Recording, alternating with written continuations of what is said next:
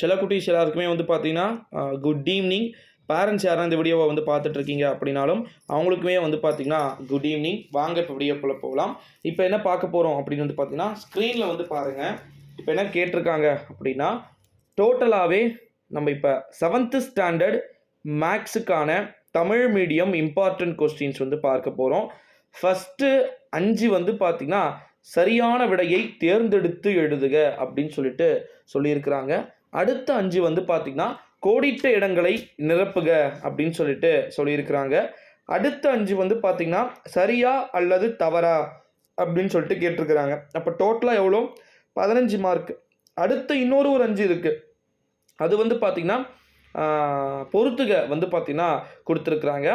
First 5 mark, அடுத்த 5 mark, அதுக்கடுத்து அப்படின்னு சொல்லிட்டு டோட்டலாக வந்து பார்த்திங்கன்னா 20 மார்க்ஸ் வந்து பார்த்திங்கன்னா 1 மார்க் தான் வந்து கேட்டிருக்கிறாங்க. அதாவது 60 மார்க்கில் கிட்டத்தட்ட வந்து பார்த்திங்கன்னா 20 மார்க் வந்து பார்த்திங்கன்னா கேட்டிருக்கிறாங்க 1 மார்க்ஸு. அடுத்தது 2வது வந்து பார்த்திங்கன்னா என்ன அப்படின்னா ரொம்ப ரொம்ப இம்பார்ட்டண்ட் அப்படின்னே வந்து சொல்லலாம். என்ன அப்படின்னு வந்து பார்த்திங்கன்னா ரொம்ப ரொம்ப இம்பார்ட்டண்ட்டான ஒரு அறிவிப்பு அப்படின்னு வந்து சொல்லலாம். 2 மார்க் கொஸ்டின்ஸ் வந்து பார்க்க போகிறோம். 2 மார்க் கொஸ்டின்ஸை பொறுத்த வரைக்கும் ஒட்டு மொத்தமாக வந்து பார்த்திங்கன்னா ஏதேனும் 6 வினாக்களுக்கு விடையளிக்க அப்படின்னு சொல்லியிருக்கிறாங்க. அதில் 21, 22, 23, 24, 25, 26, 27, 28ன்னு சொல்லிட்டு ஏகப்பட்ட விதமான கொஸ்டின்ஸ் வந்து கொடுத்துருக்கிறத பார்க்க முடியுது. இதில் 6 கொஸ்டின்ஸ் தான் வந்து கேட்டிருக்கிறாங்க. ஃபஸ்ட்டு வந்து பாருங்கள், 3.8 சென்டிமீட்டர் பக்க அளவை கொண்ட சமபக்க முக்கோணத்தின் சுற்றளவை காண்க அப்படின்னு சொல்லிட்டு கொடுத்துருக்குறாங்க.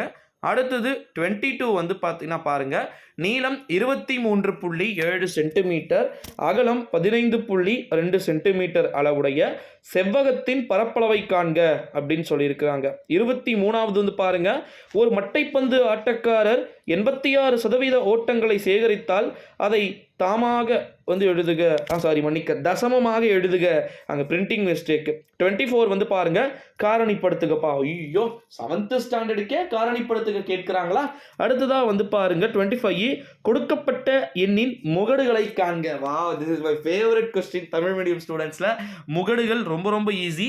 அடுத்தது வந்து பின்வரும் தரவுகளின் நடுநிலையாளரை கண்டறிக அப்படின்னு சொல்லிட்டு இதுவுமே வந்து ரொம்ப ஈஸி தான்ப்பா. அடுத்தது 27, தீர்க்க. ஐயோ, இது கொஞ்சம் டஃப். இந்த மாதிரி மாடலில் இருக்கக்கூடிய கொஸ்டின்ஸ்லாம் நிறையவே வந்து பாருங்கப்பா. அடுத்தது 28, இடப்பெயர்ச்சி வரையறு. வாட் இஸ் இடப்பெயர்ச்சி வரையறுனா டெஃபினிஷன் வந்து ஒரு 2 லைன் எழுதுனீங்க அப்படின்னா 2 மார்க்ஸ் வந்து பார்த்தீங்கன்னா உங்களுக்கு வந்து கொடுத்துருவாங்க. அடுத்தது ஏதேனும் 6 வினாக்களுக்கு விடையளி. 3 மார்க் கொஸ்டினா 6 கேட்டிருக்கிறாங்க. எத்தனை வந்து கேட்டிருக்காங்க தெரியுமா? கிட்டத்தட்ட வந்து பார்த்தீங்கன்னா 8 கொடுத்துட்டு அதுலேயுமே வந்து 6 கேட்க இருக்கிறத நம்மளால் வந்து பார்க்க முடிகிறது. அதில் இரு எண்களின் பெருக்குத்தொகை 40.376. ஒரு எண் வந்து பார்த்தீங்கன்னா 14.42 எனில் மற்றொரு எண்களை காண்க அப்படின்னு சொல்லியிருக்கிறாங்க.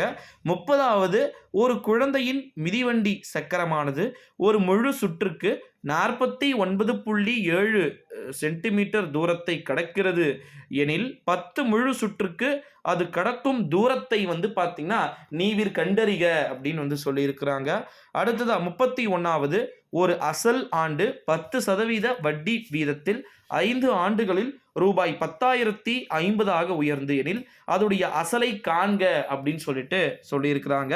அடுத்ததா வந்து பார்த்தீங்கன்னா என்ன சொல்லியிருக்காங்கன்னா 32வது, 25,000 ரூபாய்க்கு 8% வட்டி வீதம் எனில் 3 ஆண்டுகளுக்கு தனி வட்டியை வந்து காண்க அப்படின்னு சொல்லியிருக்கிறாங்க. 33 ஏறத்தாழ வந்து காரணிப்படுத்துக அப்படின்ற மாதிரி தான். 34ல் வந்து டேஷ் டேஷ்ன்னு சொல்லிட்டு கொடுத்துருக்குறாங்க. ஸோ இது எழுதுனீங்கன்னா உங்களுக்கு 3 மார்க்ஸ். 34ல் 2. ஓகேங்களா?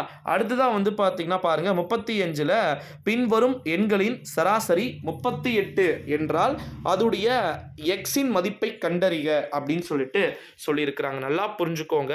பின்வரும் எண்களின் சராசரி 38 என்றால் எக்ஸுடைய மதிப்பை காண்கன்னு சொல்லிட்டு ஒரு கிட்டத்தட்ட 10 நம்பர் கொடுத்துருக்குறாங்க. 48, x 37, 38, 36, 27 அப்படின்னு சொல்லிட்டு. அடுத்ததாக வந்து பாருங்க, முகடை வந்து கேட்டிருக்கிறாங்க. 6, 11, 13, 12, 4 கமா அதுக்கு பிறகு 2 கமா இதோடைய சராசரியையும் முகடையும் வந்து காண்க அப்படின்னு சொல்லிட்டு சொல்லியிருக்கிறாங்க. அடுத்த ஒரு மிக முக்கியமான ஒரு அறிவிப்பு என்ன அப்படின்னு வந்து பார்த்தீங்கன்னா, ஏதேனும் 2 வினாக்களுக்கு விடையளி அப்படின்னு சொல்லிட்டு கேட்டிருக்கிறத நம்மளால வந்து பார்க்க முடிகிறது.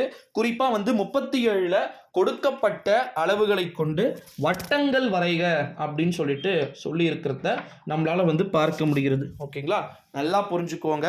கொடுக்கப்பட்ட அளவுகளை கொண்டு வட்டங்கள் வரைக. 4 சென்டிமீட்டரு. ஓகேங்களா, டி 12 சென்டிமீட்டர். அடுத்தது இது இல்லைன்னா கீழே இருக்கிறது பொதுமைய வட்டங்கள் வரைந்து வட்ட வளையத்தின் அகலத்தை காண்க அப்படின்னு சொல்லிட்டு சொல்லியிருக்கிறாங்க.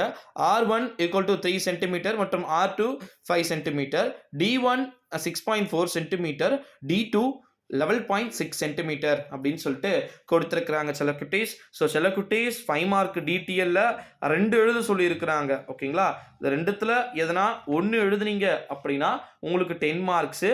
அடுத்தது 3 மார்க்ஸு, 18 மார்க்ஸு. அடுத்ததாக வந்து பார்த்தீங்கன்னா நம்முடைய 2 மார்க்ஸ் வந்து பார்த்தீங்கன்னா 12 மார்க் வந்து கேட்டிருக்கிறாங்க.